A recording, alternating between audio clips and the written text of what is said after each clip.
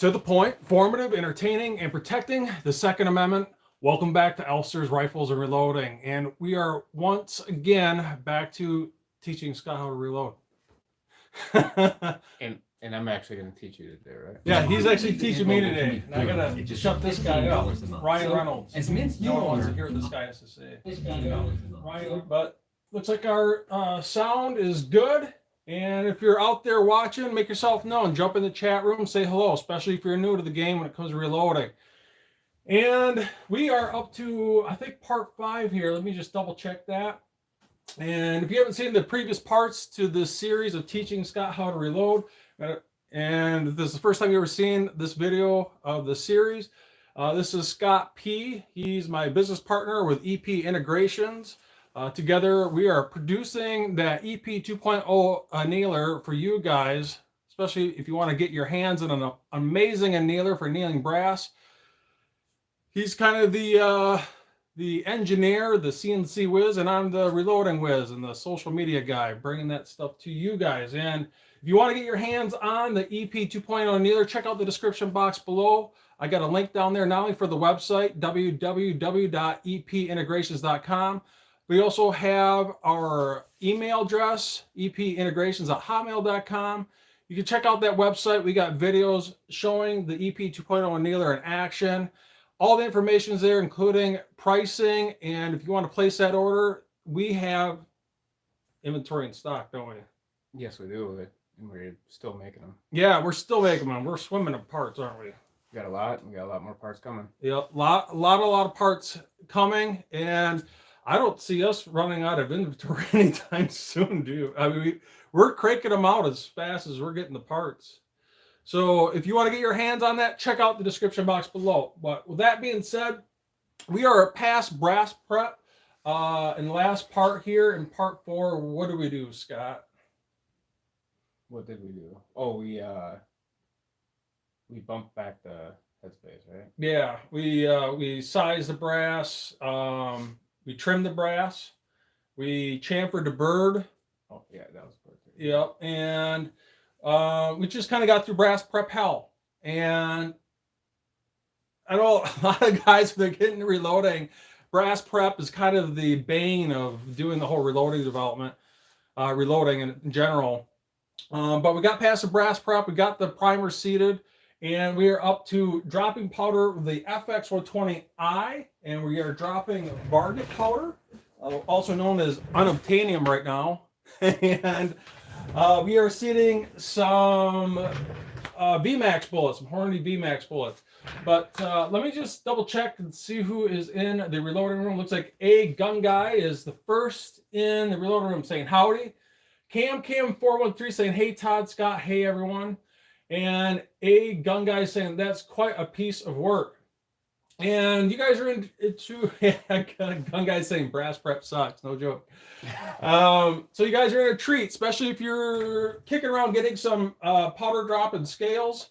We are going to use the Fx120i, not the Charge Master, and they don't exactly give this away.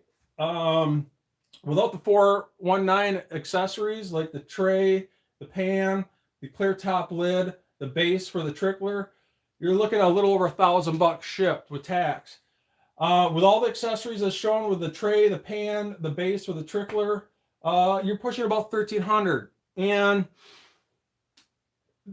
where this really shines is its accuracy. It's as accurate as 0.02 grains of weight.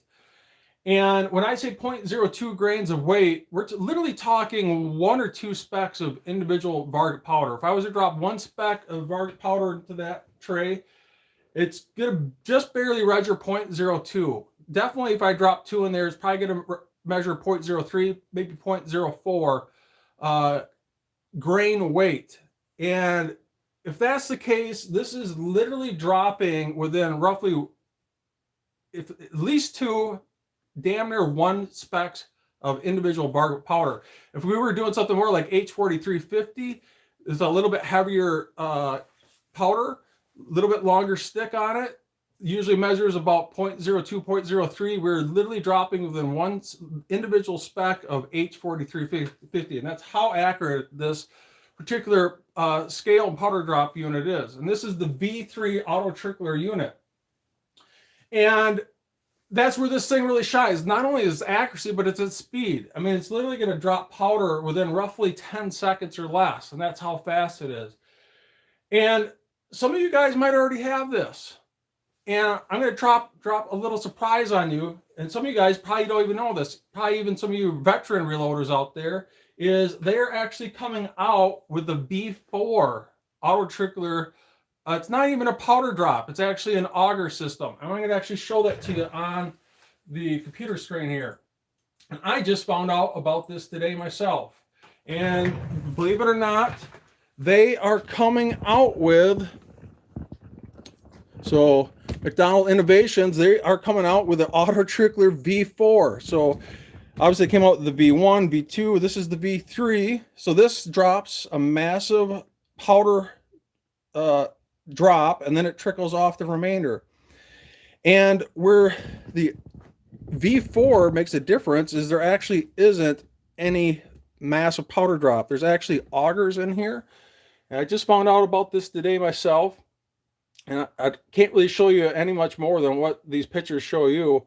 But it looks like it has somewhat of an auger system. And when I get more information, I'll definitely let you guys know. But what this says here, and I'll try and read this for you if you can't read it. It says, this new design will cut production time in half and improve reliability across the board. Incorporating new ideas into a simpler mechanical assembly is a better long-term strategy to keep up with future demand without raising the price or restructuring the business in ways that would sacrifice quality for quantity. And underneath here says 2 tubes, 2 motors, 1 process. So you can see there's a massive auger at the top and a little bit smaller auger drop tube on the bottom. So obviously this is most likely going to be dropping the vast amount of powder, and the lower tube here is going to trickle off the remainder.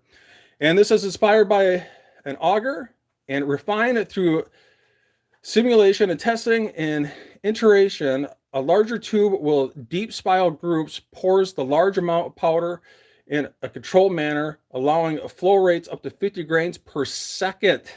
I mean, 50 grains per second, that's insane. And ramping down smoothly within 1 grain of the target. And it continues on, but just to give you an idea of what's going on with this updated V4 Auto Trickler from autotrickler.com. And you know, I'm actually excited to check this out. Hopefully they send me a test. So if you guys are listening to me at McDonald Innovations, why don't you send me one of these? I'll test this out for you. But with that being said, to get back on with Scott and his particular rifle, is his DPMS Recon is a 16-inch barrel. So it's a 16-inch. We actually measured that. It's 16 inches long. And I said, hey, why don't you bring that over? I'm curious what your twist rate is. And it specifically says 5.56, and it's a 1-9 twist. That's really important, especially when you're getting into reloading. You want to understand what your barrel's twist rate, because that makes a big difference on the type of bullet that you are going to reload for. And for those that are new, maybe you just don't know, but when it comes to twist rates, this says it's a 1-9 twist. And what that means is it's a ratio. So for every 9 inches of barrel, that bullet is going to make 1 full revolution. So once again, 1-9, 1 full revolution on the bullet, and every 9 inches of barrel. Some other very popular twist rates for a 5.56 or 2.23 would be something like a 1-8. It's probably more common than most firearms in the 2.23 or 5.56 flavor. And that is 1 full revolution in 8 inches a barrel. And they also have a 1-7. Obviously, 1 full revolution of the bullet in 7 inches a barrel. So just to be crystal clear on this, and this kind of confuses some people, is the smaller the number, actually the faster the twist rate. So obviously, if it's going to make 1 full revolution at 7 inches a barrel, it's going to twist faster in comparison to something like a 1-9 that takes an extra 2 inches a barrel to make 1 full revolution. So the lower the number, the faster the twist rate. So keep that in mind. Well, if that's the case, and it's a 1-9 twist rate, that typically prefers a lighter bullet. Something like a 1-in-7 might prefer a heavier bullet, something like a 69 grain, 75 grain, maybe even dip down into the 60s, maybe even pushing down to 55s. The 1-in-8 twist is kind of a nice even balance. It has a broad spectrum of what it can do. It can dip down in the 50s. It can even touch into the 40s. It's usually going to be happy or somewhere around the 55, 60 grain, and it can get all the way up somewhat in the marginal 68, 69 grain. So 75 grain, you're kind of want to lean more towards the 1-in-7 twist. And barrel length is just as important. My 10.5-inch AR pistol has a 1-in-7 twist, and you would think with a 1-in-7 twist it actually prefers a heavier bullet, but being that the barrel is so short, it doesn't have that much of an opportunity to actually get that bullet to twist before that bullet actually exits the muzzle. And believe it or not, my 1-in-7 actually prefers lighter bullets. It actually prefers a 55 grain in comparison to something like a 75 grain. If you had a longer barrel, something like 20, 22, 24 inches, and with a 1-in-7 twist, most likely it's gonna prefer a heavier bullet. So if you're new, keep that in mind.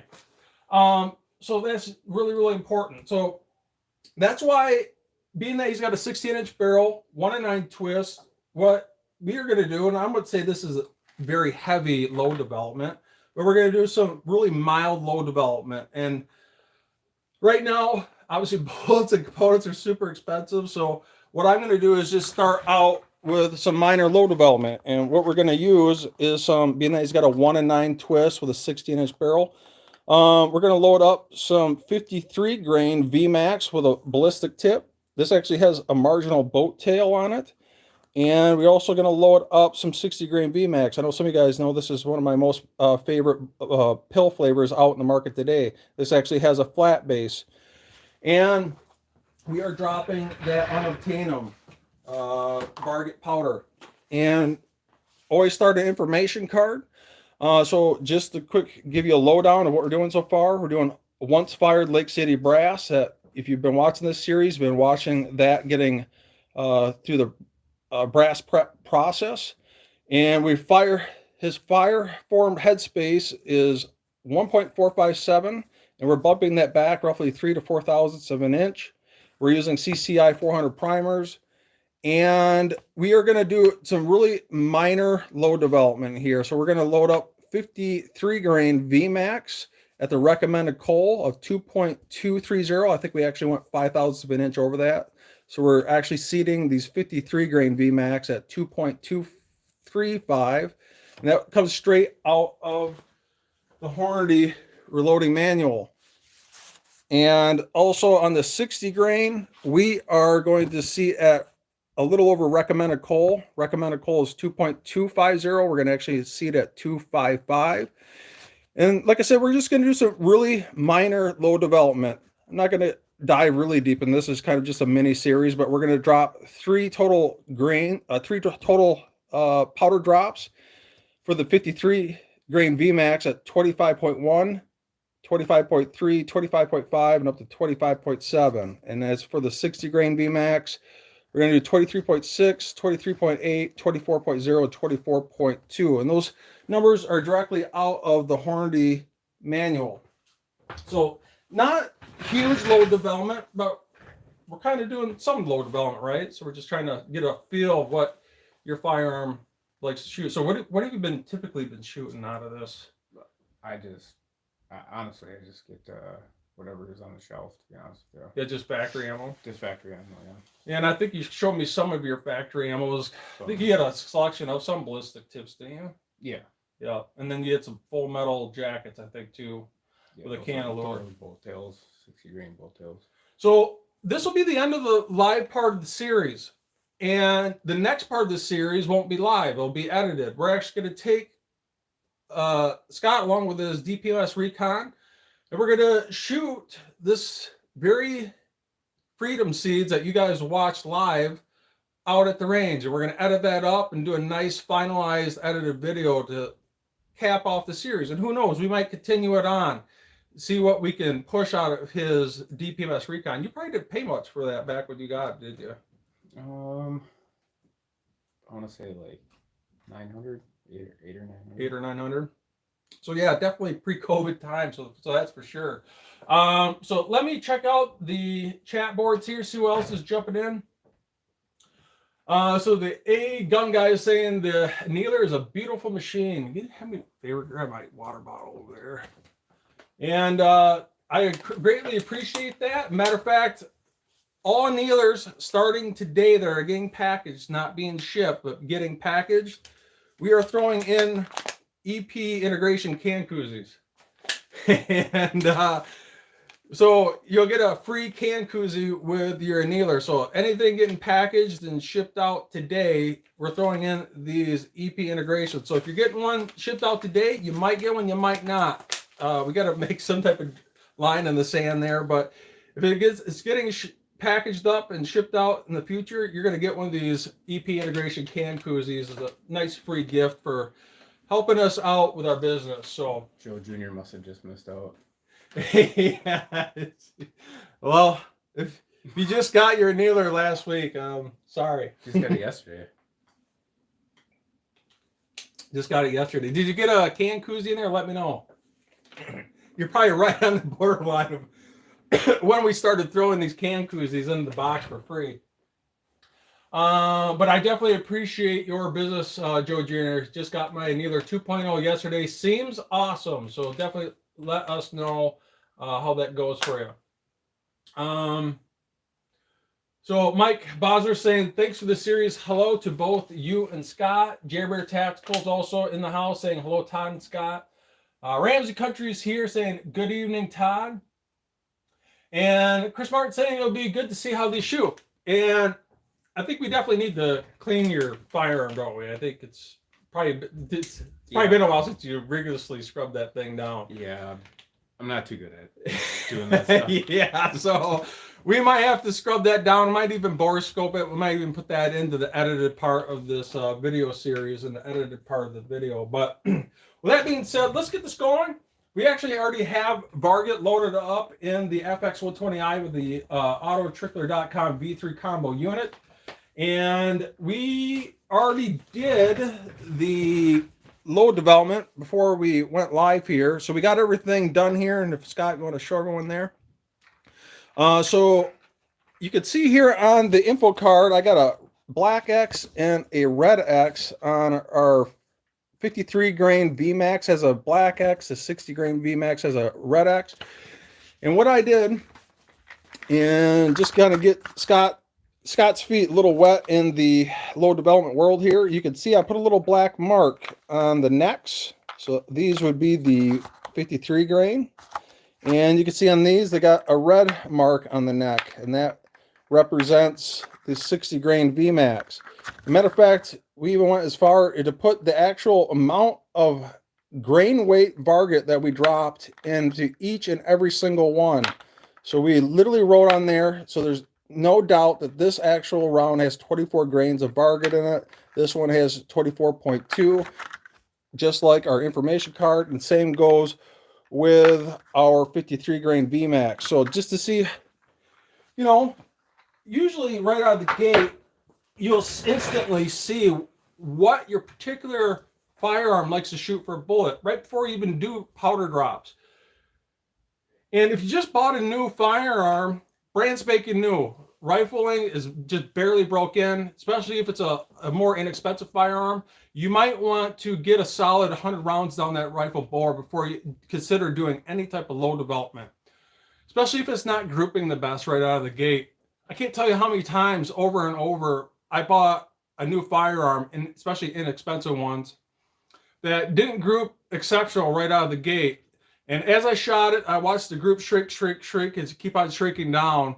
And after about maybe 100 to maybe 200 rounds, I'll watch those groups start to shrink and settle down. And that's usually where I'll start my load development. You know, typically if you get something more like a more expensive Krieger or Bartlein barrel, usually those are rifle cut process on the rifling in comparison to like a more inexpensive barrel like his, which most likely is done with a button pulled process for creating the rifling. Much more jagged, much more aggressive rifling that hasn't been hand lapped yet. You got to give those barrels a chance to break in.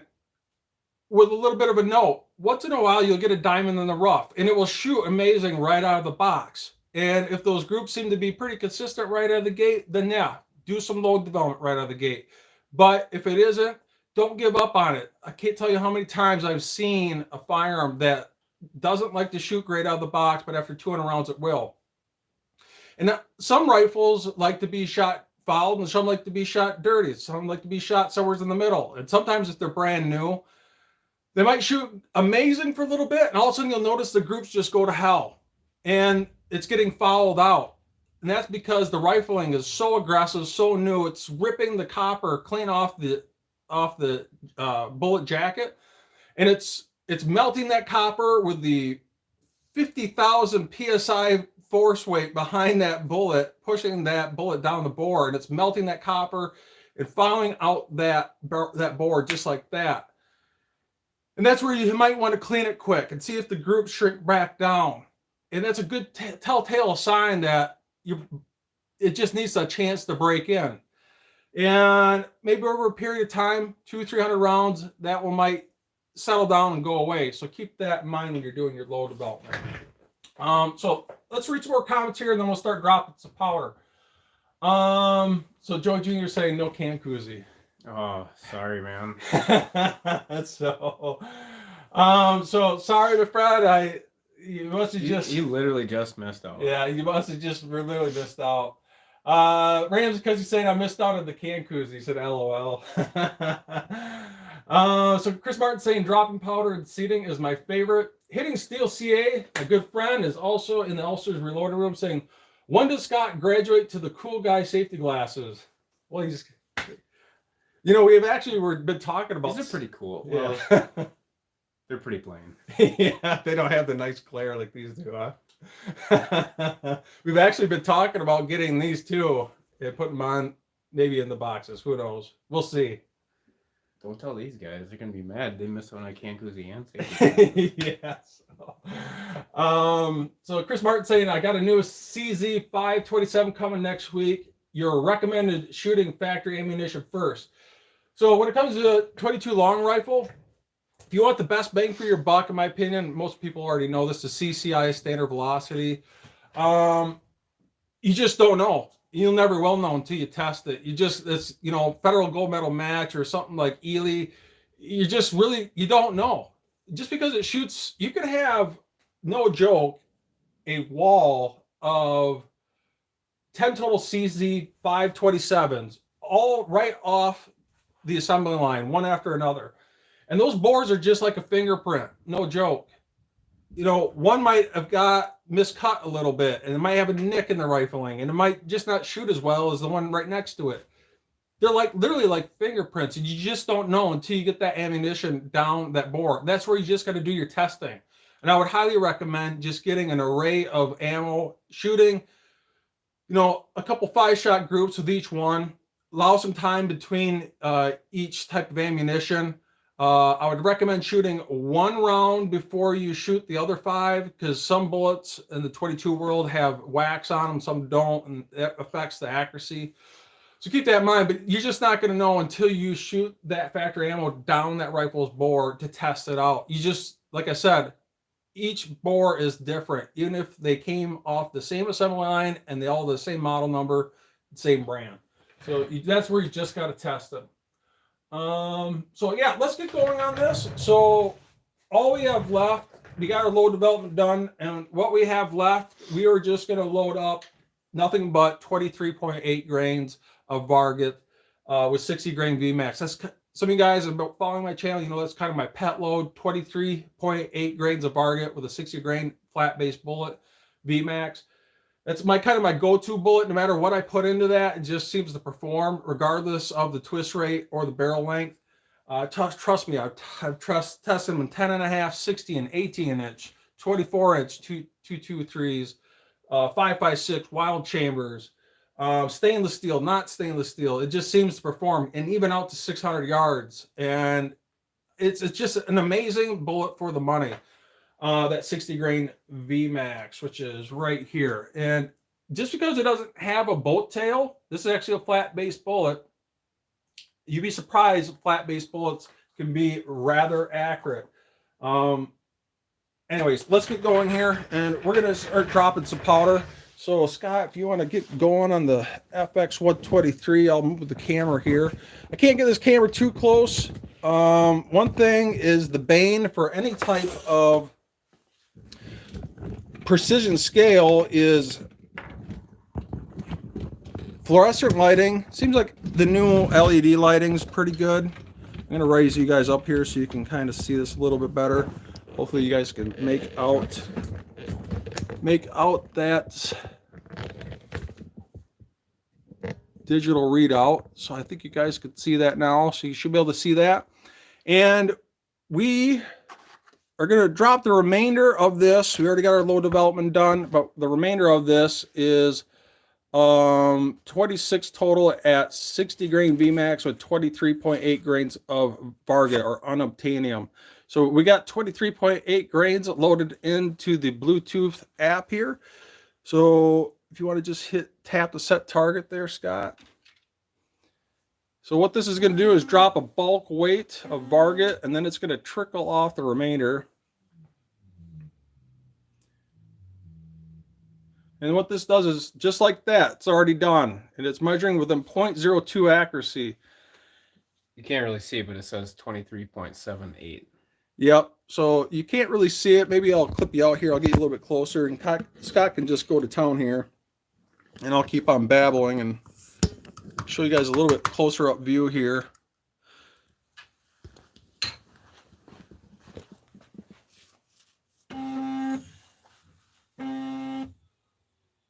So you can actually see it's trickling off here.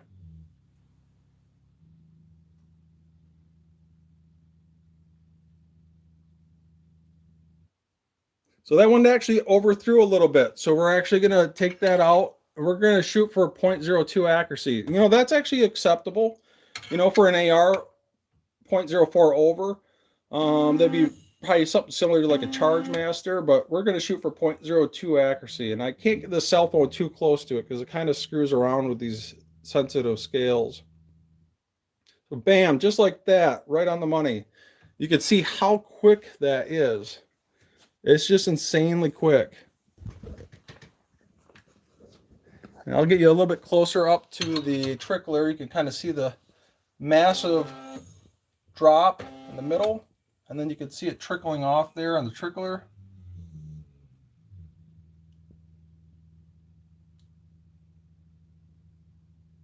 Boom, right there within 0.02 accuracy. So that's literally within 1 or maybe 2 specks of actual Varga powder. That's how accurate, that's how fast this Fx120i is. It's just crazy how fast and accurate this is.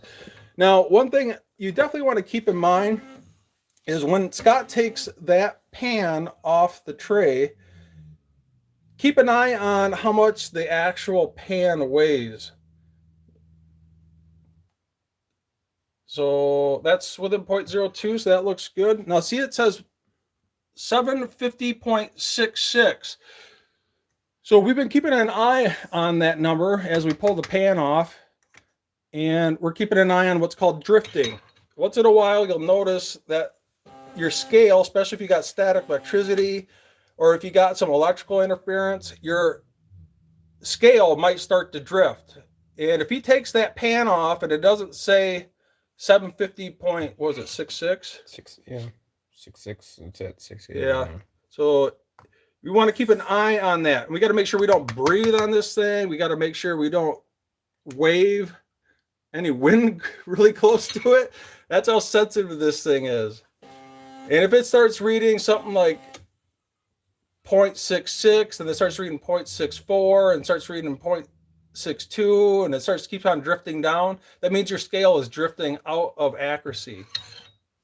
So it's still 0.66, so that looks good. So as he's going, we're going to keep an eye on it, making sure that this is not drifting. So, and we got to be careful that I don't get my cell phone too close to that thing. It's literally that sensitive. Cell phones can interfere with this. Other things such as not so much LED lights, but fluorescent lights that have a ballast in them. they are notorious for massively screwing up these scales.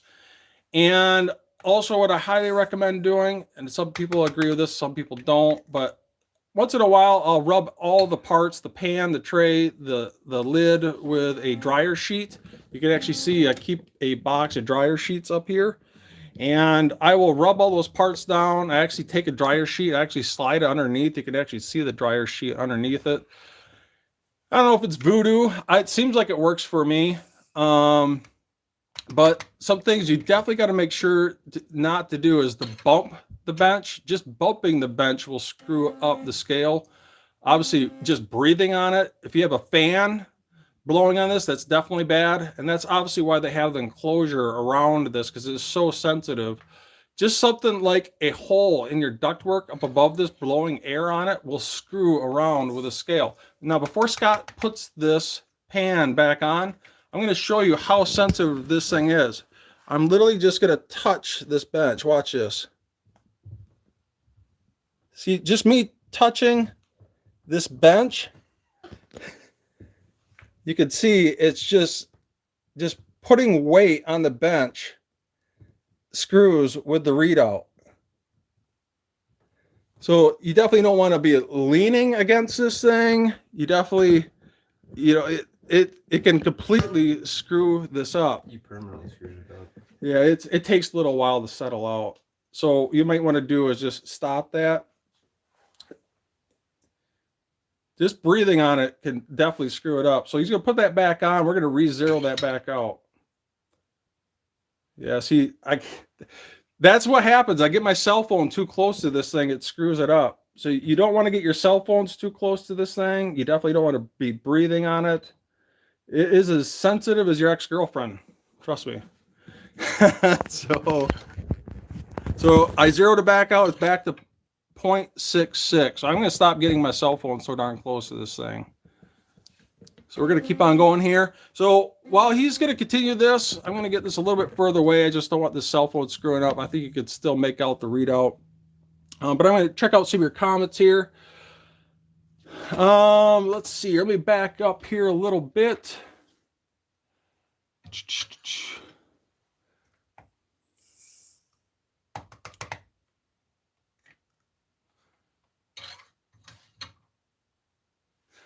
So Chris Martin saying it's a 223 bolt action. Joshua Burdett said, hey, I picked up an Auto Trickler V3 recently with the 419 upgrades. How much better would you say your numbers got after switching from RCBS? SDs come down a lot.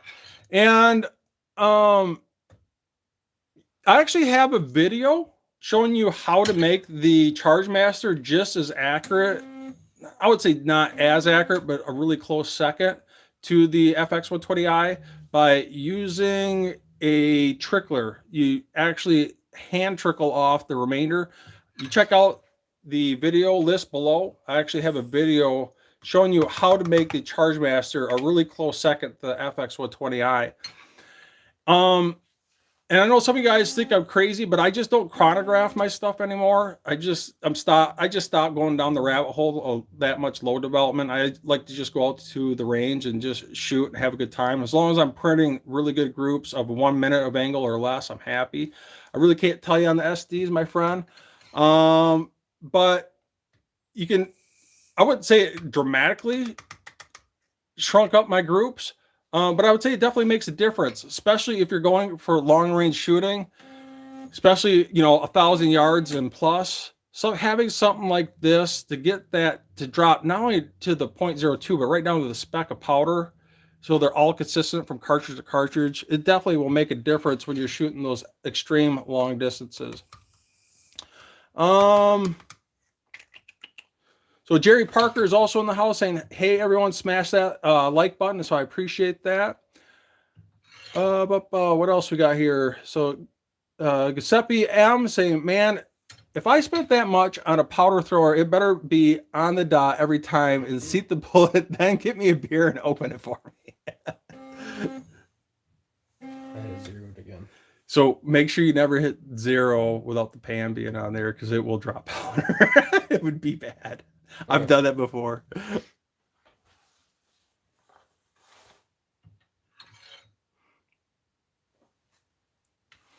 So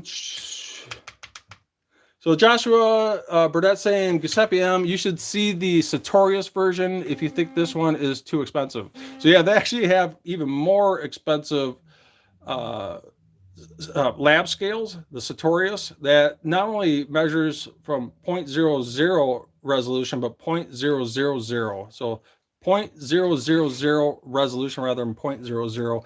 It is no joke that sensitive and accurate, but it's also twice the price. So keep that in the back of your mind. So just saying, got it. So Tommy J saying, why so many of the same charge if you haven't tested them yet? So, you know, he's just got a DPMS recon. I would exactly consider this a precision firearm. We are doing some marginal load development. We're just kind of more than playing around. This is Scott's first time reloading, so I don't want to jump way down the rabbit hole of load development with him. I think eventually we might, especially if he gets a precision rig.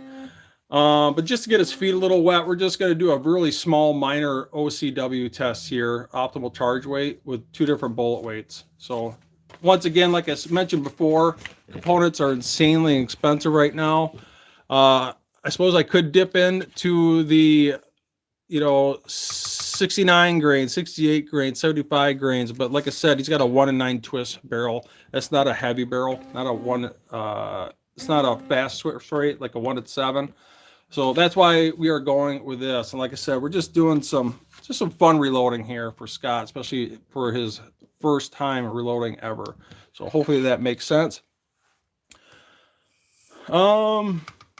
So Joshua Burdett saying, I shoot PRS style matches out to 1,000 yards. And he's also saying, that's why it matters to me about the SDs. At 1,000 yards, a 20 feet per second difference can be significant vertical dispersion at that range. And that is exactly right. He's 100% right. So keep in mind, the charge master here will drop within 0.0 resolution. The Fx120i will drop within 0.00, and something like a Sartorius would be 0.000. The Fx120i will drop within 0.02 grain weight. That's how accurate it is. And I'm sure it's not helping with us talking and standing around this thing, especially with a cell phone. But it looks like he's doing pretty good here so far. It looks like we got about 6 or 7 more to go. So if you got any questions or concerns, jump in that chat room and let yourself be known, especially if you're new. Just say, hey, I'm new and I'm just getting into the game, and I'll try my best to answer your questions, even if it's not about dropping powder or seating bullets. So, and once again, make sure you're checking out that description box below. If you want to get your hands on the EP Annealer, we just loaded up a tremendous amount of inventory on the website. If you want to get your hands on that, we're shipping that to lower 48 states right now for $268. And we just started taking orders for Canada, Hawaii, and Alaska if you send us an email. So if you're in those states, Hawaii, Alaska, or Canada, send us an email at epintegrations@hotmail.com. And let us know you're interested, and we can quote you how much the Annealer will be shipped for, depending on your address. And we actually just sent out, what, 2 to Canada? Yeah, 2 today you dropped them off, right? Yep. So we just sent out the first shipment to Canada, 2 total Annealers. And I think one was about $300 shipped, and the other one was $290 something shipped, top of my memory. Yeah, and we had a couple people interested from Alaska, and we also had a couple people from Hawaii, so we might be shipping to those states here very soon. So like I said, if you're interested in getting the EP 2.0 Annealer, if you live in those states, we just started taking orders for those states. Just send us an email and we'll get you a quote of how much it'll cost to get it shipped. So we get done here. We only got about 3 or 4 left. And then we are going to seat those Freedom seeds, a 60 grain VMAX. And just to show you this bullet here quick, this is a flat base bullet. There is no boat tail on this. And this has a ballistic tip. So 60 grains. and we're going to seat this with the Forster coax press using a Hornady seating die. So we got about 2 left to go here. So let me check out your comments. So Giuseppe M is saying ridiculous, outrageous prices for components, and man, is that no joke. It is so hard to get components, and when you can, they are ridiculous. But if I was to give you some advice, I'd definitely be checking out for Powder Valley or Brownells. If you're looking for bullets, I'd check out Brownells, Midway USA, Graffs and Sons. You actually be surprised what you can get online from Shields and Cabela's. I'd definitely be checking out those guys. And be honest with you, I've been getting the most amount of luck from Shields locally. Make sure you're checking out those local big box stores, especially like if you have a Shields, you're going to be in luck, because I've had more luck with Shields than anyone online by far. And what's super nice about Shields is they don't price gouge. So definitely make sure you're checking out your local Shields. So I'm going to lower this down here. Looks like Scott's wrapping up here with dropping powder with the Fx120i. And if we really wanted to boost this up, this is his last one here. You can notice I actually got another pan here. Some of you guys have already seen this, but some of you guys might have not. And when he gets done here, I'm going to have him stop this. And I actually have 2 pans here that weigh the exact same weight. And if I really want to kick this into high gear, I can, while he's dropping powder in one, I can actually put one back in. You don't want to drop? Yeah, you're done, right? Yep. Okay, so he's going to cancel this. You'll see it turn blue. And I got both of these pans to weigh the exact same amount. Matter of fact, one of them you can see on the bottom. This one has a little epoxy on the bottom. So I made this one weigh the exact same amount as this one. So if I really want to kick this into high gear, is as I'm taking this one off, I'm putting this one back in, I'm dropping powder. And as I pull this one out, I put it in, and this one's dropping powder. And I keep on going back and forth. And I wouldn't say it exponentially increases the time of dropping powder, but it definitely makes a difference. So that is a little trick if some of you guys are getting into reloading or buying the Fx120i or any type of scale to that matter. So I'm going to move you over here, and we are going to seat some Freedom seeds. So let me get this on the picture here. So we already got our minimal load development here, especially if you're just joining us. And what's the remainder in the tray here is nothing but 23.8 grains of Varget with 60 grain VMAX. So I'm going to get this over here for Scott.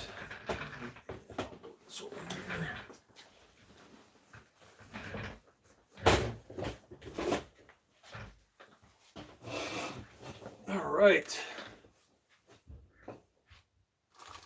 So I'm actually going to move this over to the right. So let's double check, make sure this has powder. So before we do anything, what I recommend doing is double checking all your cases. Make sure that there's powder in them and that the powder levels look consistent. So I've verified that there's powder in every single case here. They all look consistent. There's not one abnormal one that's a little low. And what's even worse, if you get one that has no powder in it. If you see a bullet in a casing that doesn't have any powder in it, you're going to get what's called a squib load, and it's very dangerous. That bullet, with no powder in it, it has a primer in it. The primer will push the bullet out of the casing and lodge that bullet into the rifle's bore, especially if you're pulling that trigger really, really quick and you don't catch it in time, and you pull the next round goes in that does have a powder charge, there's a good chance that barrel is going to blow up. So it's a good safety measure. Just double check those casings that they all have powder in them and that they are all consistent. And usually what I like to do is put my charge cases on one side so you can grab that with your right hand. Now these are all loaded the same, so I'm not totally concerned about different powder weights. So we're going to be ultra careful with this. These are full of powder. And we're going to move these into the back of the ammo tray. So he's going to grab those with his right hand and then pick up the bullet with the left. I'm going to raise this up a little bit more.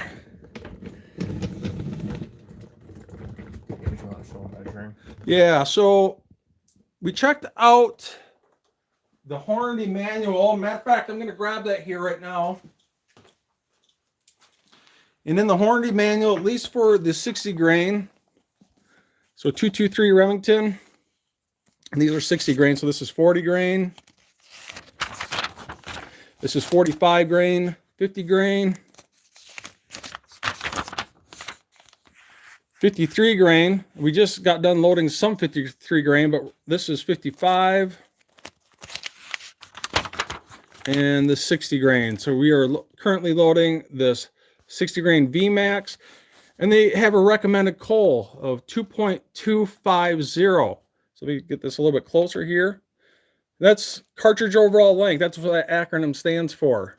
And that is the measurement from the base of the brass to the tip of the bullet. This isn't measuring off ogive. This is measuring off the tip of the bullet.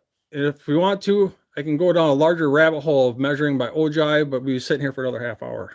So I'm not going to do that. Maybe something you might want to Google or do a YouTube search on. Seating bullets by ogive rather than the tip of the bullet, especially if you're new. But this has a recommended coal of 2.250. And I usually will go a little bit over that, maybe 5,000 in it, especially for semi-automatic. I like to go what's called maximum magazine length. And we already got this die preliminarily set up. It should be 2.255. And what do you got there, Scott? 2.256. Yeah, so this is off the tip of the bullets. The tips of the bullets are never going to be perfect. So one might be a little under, one might be a little over. You can see this one's 2.2565. So I'll let Scott load up the next one, and I'll put this in his ammo box. We'll see how this one compares. Now, one thing you definitely don't want to do if you are measuring off a coal is chasing the coal. Once you get it marginally close, you want to just set it and forget it. This one's a little under, 2.2545. So it's pretty much right there. If you round that up, 255. So remember, we're going 5,000ths of an inch over recommended coal. And this one came up with right on the money, exactly 2.255. So remember, the tips of the bullets, especially non-ballistic tip bullets, something like boat tail hollow point bullets, they'll definitely be all over the place. Ballistic tip bullets like this will be a lot more what's the word I'm looking for here? A lot more consistent, I should say. So let me measure this next one he's got here.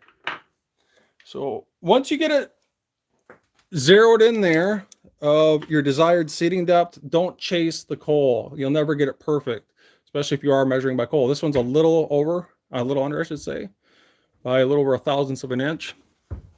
I'll measure once more and then we'll just give her hell.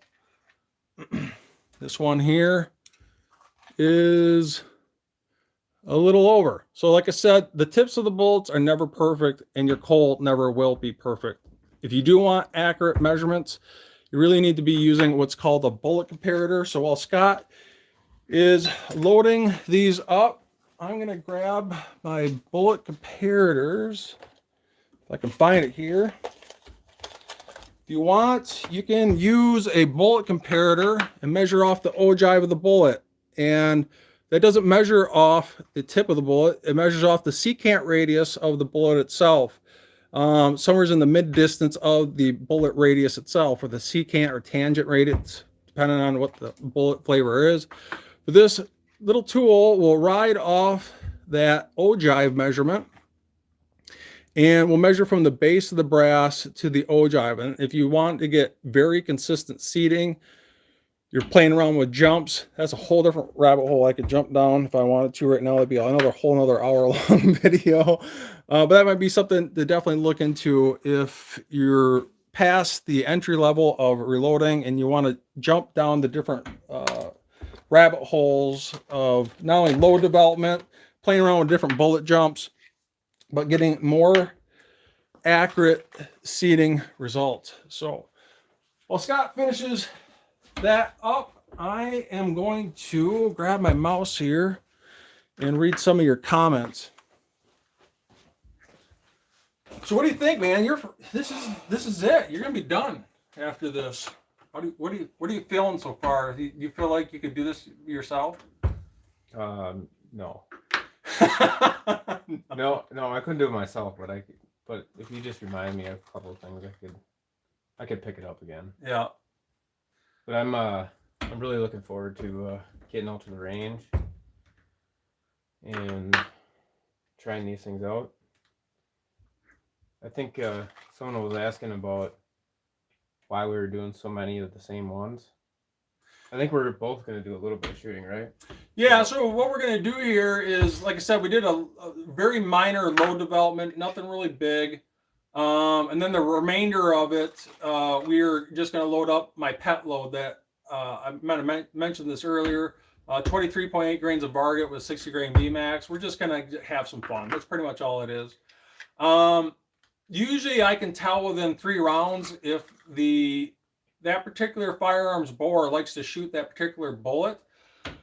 A lot of people say, hey, you got to do a 5-shot group. And that's, even some of your best reloaders and precision shooters actually won't load up 5-shot groups to test their bullets. A lot of times it can only, one of the best reloaders and shooters I know, James Phillips, heck, he does 2, maybe 3 max. He knows right out of the gate if it's going to group or not.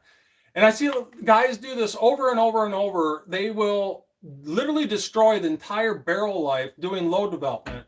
And some guys really do enjoy that. And if that's your thing, that's your thing. But at least for me, I like to try and get through the load development within 100 rounds or less. If I'm going over 100 rounds, there's something wrong, or you're not doing it right, in my opinion. And there's different ways of doing load development, whether it's a small OCW test like this, which OCW stands for optimal charge weight. You can do ladder tests. You can use a chronograph looking for flat spots or plateaus in your velocity. That's kind of one of the newer ways of doing load development. Probably one of the most popular ways is just shooting, a 5-shot group at different powder weights, which is OCW or optimal charge weight. We're just kind of having fun. Scott's getting into this. He's new.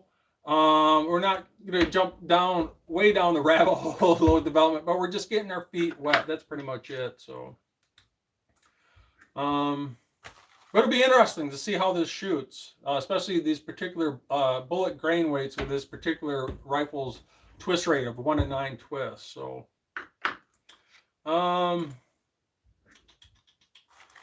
so I think Giuseppe says, what do you have? I think he had a question on annealing. Someone had a question on annealing, I think. Let's see here.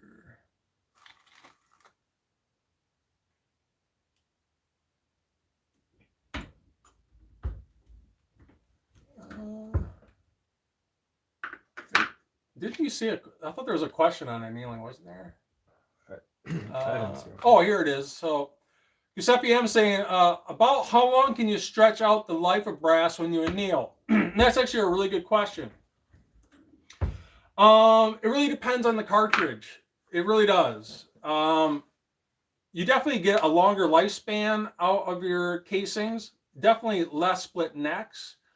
But you don't anneal just for the longevity of the brass. You also anneal to get more consistent headspace bumps. You anneal to get more consistent neck tension.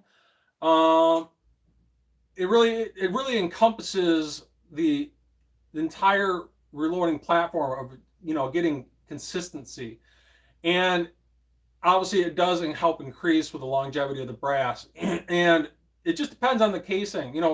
For something example like 223, usually you're going to see split necks or loose primer pockets, and you might get an extra 2 or 3 reloads out of it. You might not see split necks by annealing, for pure example's sake. And usually by then you're going to start to get loose primer pockets before you get split necks. And at that point, the primer pockets are so loose that you just literally throw the brass away. With like 308 or thicker brass, 6.5 Creedmoor, or you get up the really big dogs like 338 Lapua. Especially when the brass is very expensive, like Lapua brass, you're spending literally $1 per piece of brass. You really should be annealing to extend the life of that brass, especially when you're paying that much for it.